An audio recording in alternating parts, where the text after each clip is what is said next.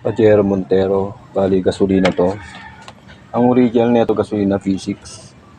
So nagpalit sila ng makina, pinalit nila for M40 diesel automatic transmission.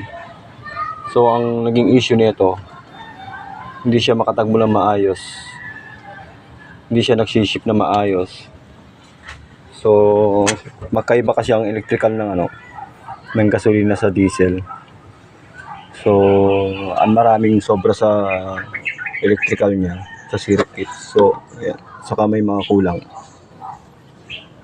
So gumawa ako ng sariling circuit para sa throttle position sensor para ma-detect nung transmission control module ang TPS. So walang connection ang TPS nito. So ayun, gagawin namin to. So ilalatag ko na yung electrical niya galing sa TPS. Ayan, TPS. Bali na-drive ko na to.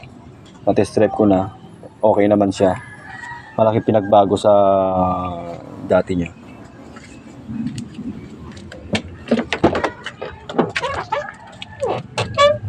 So bali ito yung transmission control module.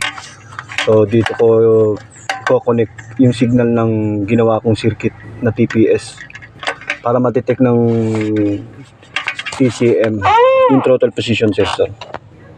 So pagka wala kasi walang turbine sensor to, ang mga transmission na walang turbine sensor saka output sensor, dumidepende na lang sila sa TPS. So kung walang TPS to, hindi siya tatagbo ng maayos. So